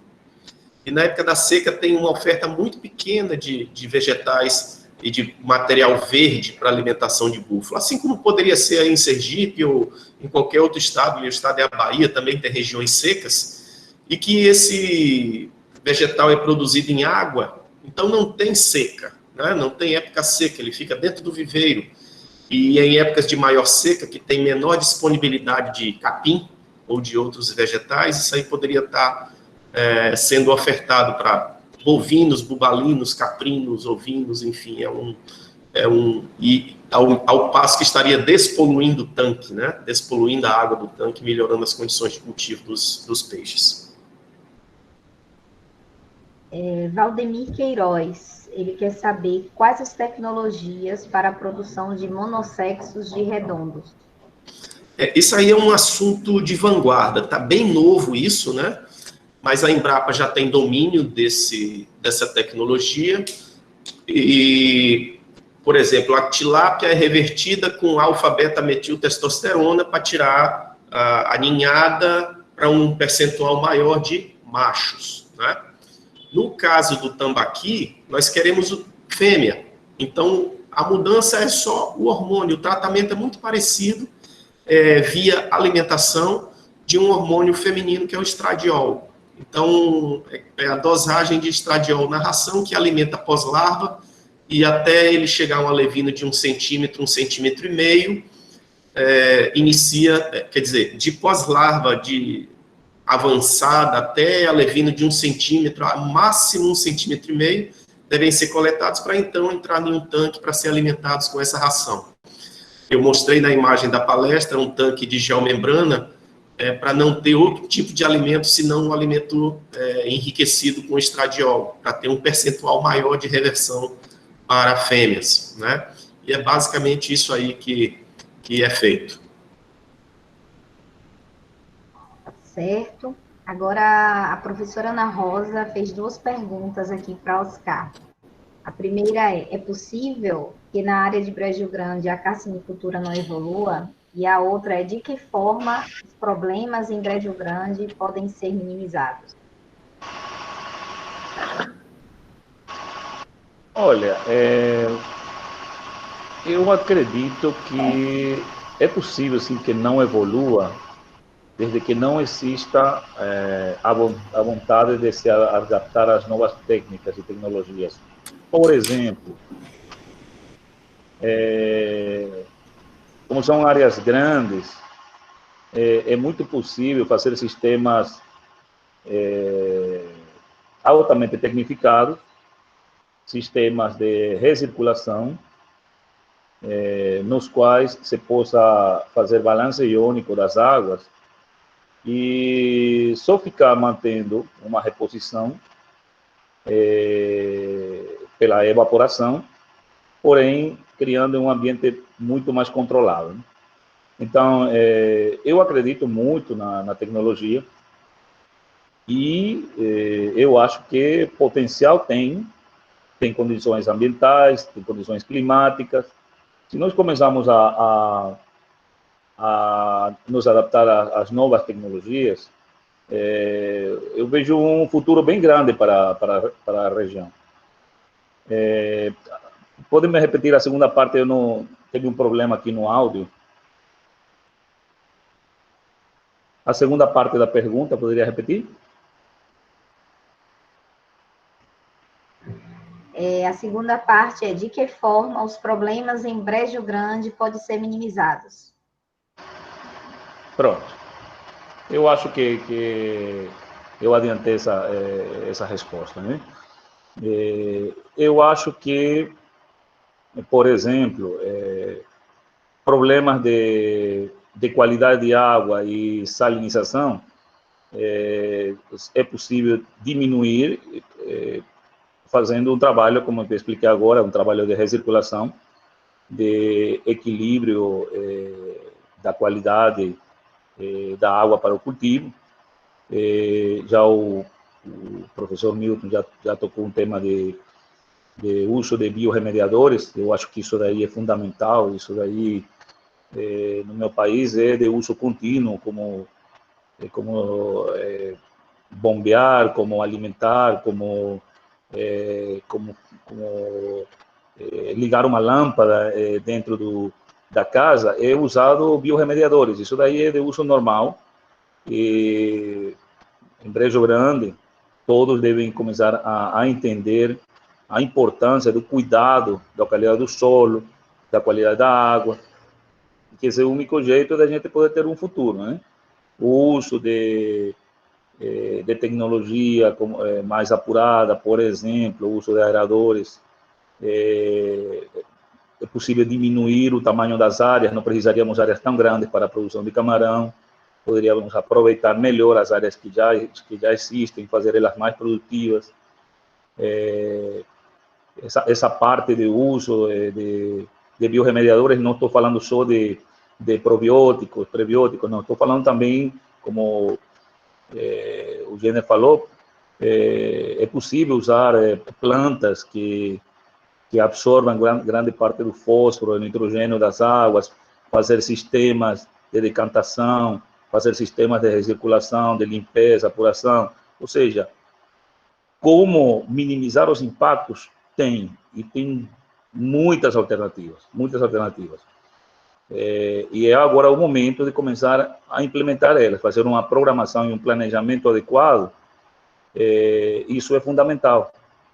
Nós tivemos um atropelo devido à altíssima produtividade das áreas, tivemos um atropelo e uma velocidade de crescimento muito mais rápida do que o sistema aguenta. Então, passamos da capacidade de carga do sistema e o sistema colapsou. Então, agora nós temos que regredir, fazer o planejamento correto e, com isso, nós temos uma grande chance de voltarmos a ser grandes produtores. Ok. A professora Ana Rosa também fez aqui duas perguntas para o Milton. A primeira é: a produção de pós-larva é suficiente para a demanda de Sergipe? Os produtores de Sergipe compram pós-larva de onde? E a segunda foi: nesses 20 anos de carcinicultura em Sergipe, quais são as principais inovações tecnológicas introduzidas e utilizadas em Sergipe? Eu acredito que essa pode servir tanto para Milton quanto para Oscar, mas...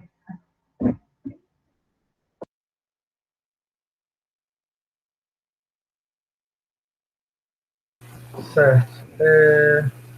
Bom, com relação a fornecedores de pós-lava, nós aqui no estado, nós já tivemos 2 laboratórios que produziam pós-lava no estado, mas devido a alguns problemas de localização de um deles, de captação de água salgada, terminou um desses laboratórios tendo suas atividades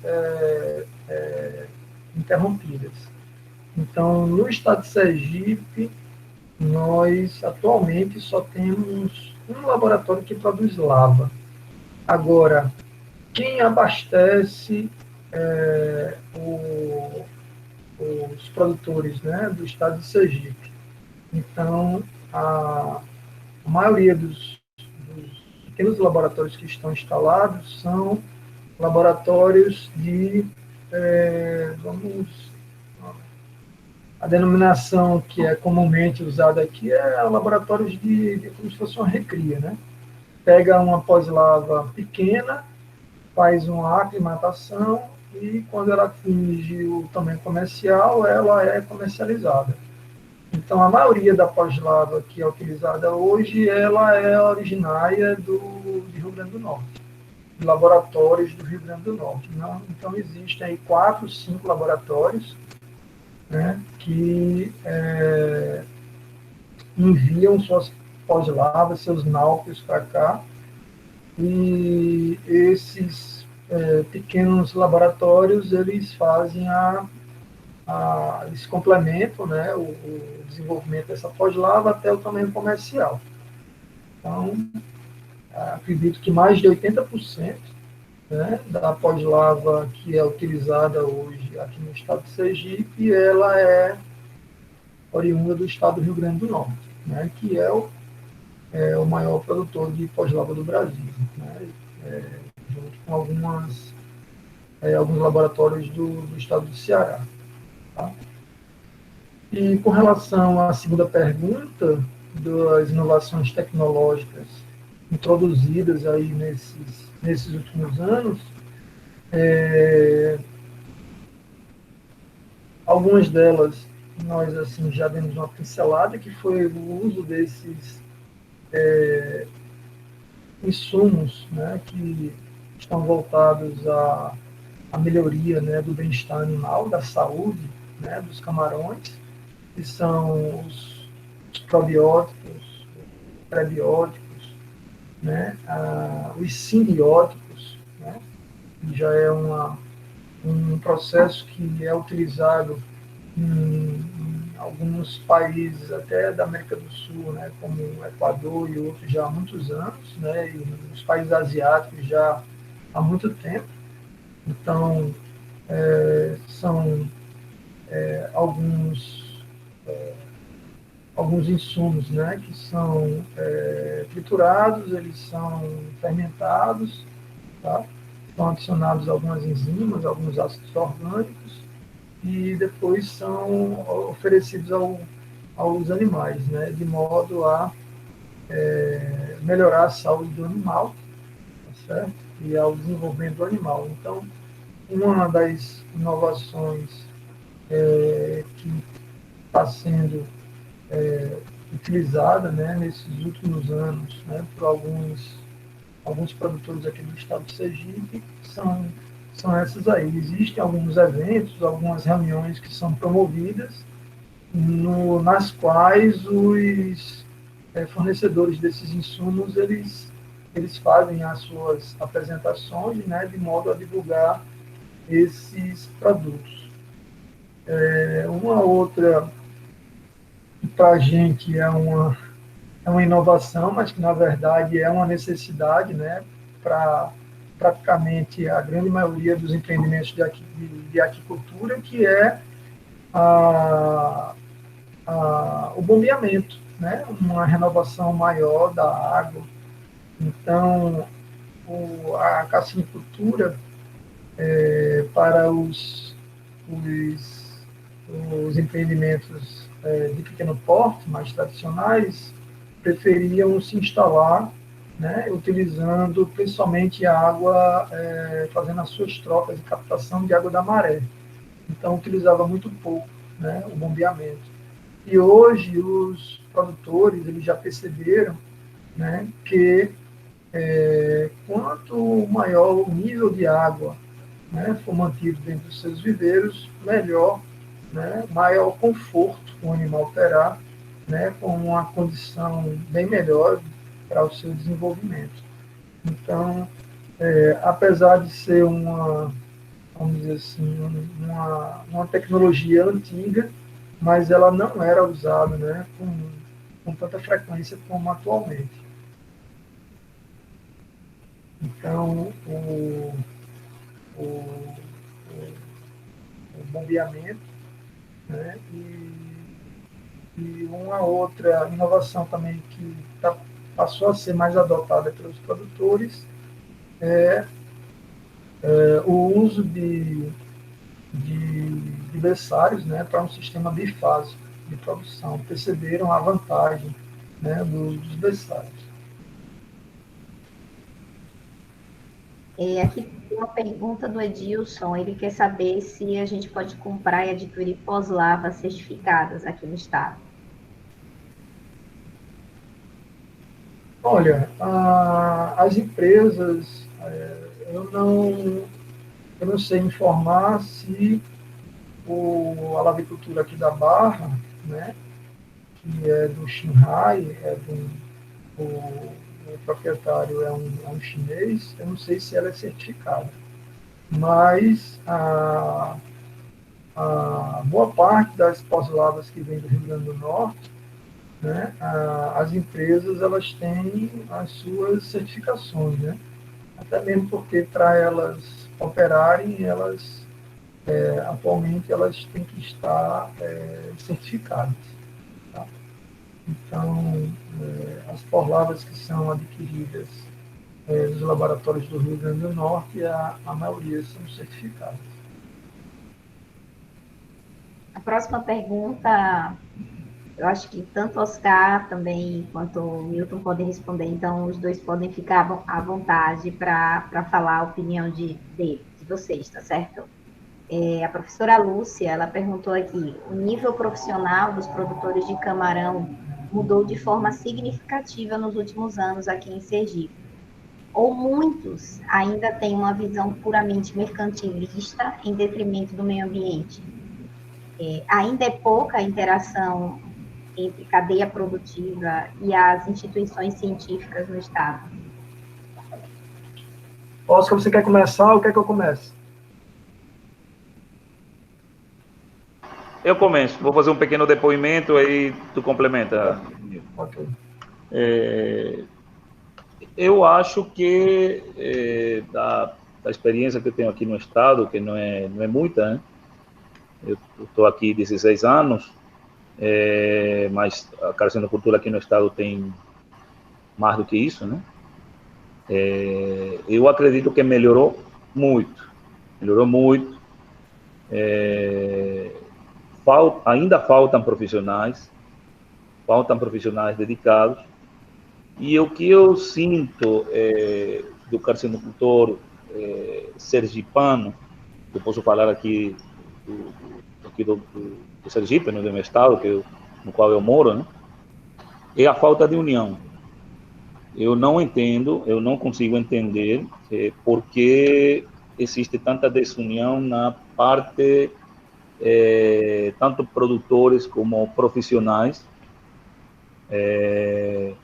não conseguem chegar a um consenso. Eu não sei, o Milton vai poder dar uma explicação muito melhor até que a que eu estou dando agora, mas é o que eu sinto. Por exemplo, no sul do país, fazer uma cooperativa que realmente funcione não é complicado, juntar alguns produtores e fazer melhorias em infraestrutura, em compra de equipamentos, insumos, enfim, não é tão difícil como aqui em Sergipe. Então, o que eu posso dar de depoimento é que realmente eu acredito que melhorou muito. Os carcinocultores, os profissionais melhoraram, porém ainda tem muito trabalho para fazer. Nós precisamos de mais engenheiros qualificados. Tem muitas áreas nas quais podem atuar os engenheiros. E essa desunião que existe está retardando muito o crescimento da atividade, no crescimento adequado, o crescimento controlado, o crescimento profissional da atividade. Está demorando muito. Tanto é assim que nós tendo umas condições ambientais muito favoráveis, tem países onde as condições não são nem de longe tão boas como as nossas, porém eles são muito superiores em tecnologia ao que nós podemos oferecer. Então, realmente tem um grande trabalho para fazer ainda. Pode continuar. Eu concordo com essa colocação do Oscar. Nós já houve, né, um avanço, né, a partir do momento em que a UFES começou a formar engenheiros de pesca. Muitos deles hoje estão trabalhando, né, com a atividade da aquicultura, né, não só da carcinocultura, mas também da piscicultura, mas ainda precisa uma aproximação maior, né, ainda precisa de uma interação maior e um estímulo maior por parte até da academia mesmo, né, porque essa é uma atividade que ela demanda, né, muita informação técnica, muito suporte técnico, muita assessoria técnica, né? E o que nós percebemos é que ainda existem muitos produtores, né, eles estão até melhorando, tentando melhorar seu estado tecnológico, mas buscando isso em revistas. Muitas vezes eles viajam para um evento, né, muito mais buscando fora do que com os nossos recursos humanos que nós estamos formando. Então, nosso desafio é aproximar a academia, tanto a UFES, né, quando forma seus engenheiros de pesca, quanto nós que estamos aí iniciando aí a formação dos técnicos em aquicultura, mas sinto que precisa haver uma aproximação maior, né, que esses estudantes, né, que eles simplesmente não sejam acumuladores, né, de conhecimento, mas que possam colocar em prática, né, e levar para o campo, né, para os produtores que precisam tanto. Vou fazer um comentário aqui à pergunta da Lúcia Góes, se o nível profissional dos produtores mudou de forma significativa, ou se muitos ainda têm uma visão puramente mercantilista, em detrimento do meio ambiente. Eu entendo que durante o início da atividade houveram até alguns equívocos por parte de alguns produtores, né, que muitas vezes avançavam, né, no meio ambiente, sem saber que o que ele estava realizando era proibido, né, era uma falta. E vou ainda mais longe, né, sem saber que aquela prática que ele estava realizando depois iria se converter em prejuízo para o seu próprio empreendimento, ia trazer consequências para o seu próprio empreendimento. Então, houveram, vamos dizer assim, algumas ações equivocadas, mas o que a gente percebe de uns anos para cá, né, que houve um aumento de consciência mesmo, porque existe uma orientação maior, né, alguns de nós técnicos, né, que estamos mais próximos dos produtores, passamos para ele, né, essa necessidade, né, que nós temos de ter isso aí estabelecido, né, de ter uma boa relação com o meio ambiente. Então, o produtor hoje ele é bem mais cuidadoso, né? Ele sabe da importância de ter um meio ambiente equilibrado, tá? Porque sabe que depende dele, né, para o resultado do seu empreendimento. Com relação à pergunta que o terminal pesqueiro está em pleno funcionamento do beneficiamento do camarão, bom, a informação que eu tenho a respeito do terminal pesqueiro é que a infraestrutura física ela já foi concluída aí já tem uns 3 anos, né? Que ela já foi até já teve até uma inauguração com o governador, mas ela não está em operação ainda porque não foram adquiridos os equipamentos. Então falta a aquisição dos equipamentos. Houve aí uma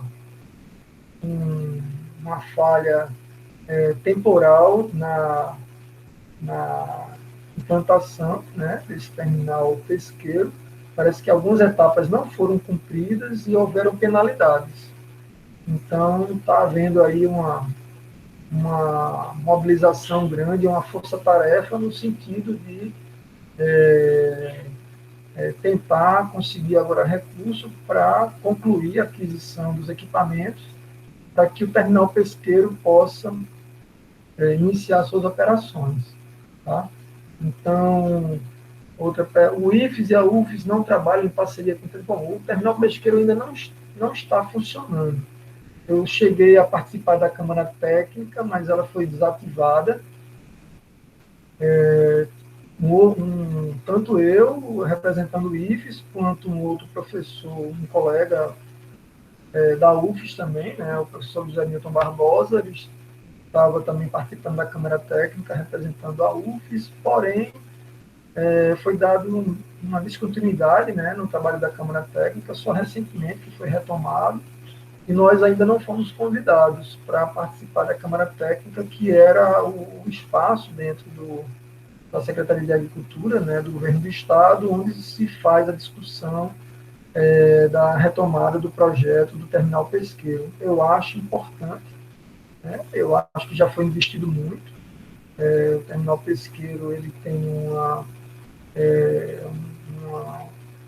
uma justificativa, né, muito grande para o seu funcionamento, né, tanto econômico quanto social. Né, acho que é importante, né, e necessário que esse projeto, né, ele seja concluído e possa entrar em funcionamento, né, o quanto antes. Bom, a última pergunta aqui para a gente, tá? Acho que é para a Gê, né, essa pergunta, não especificou o professor, mas como fala sobre peixe, eu acredito que seja para ele. Gostaria de saber se é possível policultivo, né, de peixes de diferentes hábitos alimentares, se é possível e se é rentável. Colocar um peixe herbívoro e um peixe carnívoro, por exemplo. Certo. Sim, é benéfico, né? A região aqui de Rondônia se cria bastante curimatã associada a redondo, a tambaqui ou a pirapitinga. E a curimatã tem hábito alimentar detritívoro, ela é iliófaga, vai para o fundo do tanque e ajuda a degradar a matéria orgânica. E o tambaqui se beneficia disso aí, até porque nesse processo a curimatã levanta para a coluna d'água nutrientes que estariam, digamos assim, perdidos, minerais que estariam perdidos no fundo do tanque, depositados e vão então para a coluna d'água. Então é um processo simbiótico aí que um se beneficia do outro. Mas sim, esse é o mais utilizado. Existem outros cultivos tipos de policultivo que se trabalham, né? Um policultivo não entre 2 peixes no mesmo tanque, mas que eu já utilizei, foi criação de pintado, é um peixe carnívoro, né? e o pintado não se alimenta da lâmina, então eu alimentava o pintado e deixava a lâmina no tanque dos pintados. E diariamente eu recolhia 100, 150 quilos de lâmina e lançava no tanque das pirapitingas. O tambaqui não come bem lâmina, né? Mas jogava nas pirapitingas. Então acabava sendo não um policultivo de peixes, mas fazendo um processo benéfico para ambos, ou tanto para os peixes como também para o processo de produção de plantas, né? Então são várias formas que podem ser adotadas, vai aí de muita criatividade, de um pouco de conhecimento para se fazer aí, digamos, de um limão fazer uma limonada, né? Claro, claro. Pessoal, nosso horário já chegou. Infelizmente, ainda tem algumas perguntas aqui no chat, mas como já passou das 5 e os alunos ainda têm aula, né, depois da palestra, então a gente vai encerrar por aqui, tá bom? Se as perguntas forem dos alunos, vocês podem colocar lá no mural da disciplina da professora Ana Rosa e depois a gente pode ver se pode encaminhar para o professor e ele responde, se for de muita relevância, né? Mais uma vez, eu gostaria de agradecer ao Jenner, ao Oscar e a José Milton pela presença. Foi ótimo essa palestra, essa discussão, né, sobre tecnologias e a agricultura. Também acho que é o futuro para a gente, para o engenheiro de pesca, a gente tem que desenvolver algumas tecnologias para facilitar, para crescer mais a produção, tá? E a todos, fica para a próxima semana já o tema do próximo webinário, que vai ser da ciência, a gestão de pesquisa aplicada da REMAR e a rede de monitoramento de andadas reprodutivas de caranguejo. Vamos ter 2 palestrantes, que é a professora Roberta Aguiar Santos e a professora doutora Karen Kiel. Então, vejo todos vocês próxima semana. Tchau. Para os palestrantes, muito obrigada pela presença de vocês. Muito obrigado. Obrigado a todos. Obrigado pelo convite. Tchau, gente. Tchau. Obrigado a todos. Foi um prazer enorme. Muito obrigado. Gente, obrigado pelo convite. Obrigado aí pela participação de todos. E espero poder vê-los no próximo evento. Muito obrigado a todos. Valeu. Tchau. Até a próxima.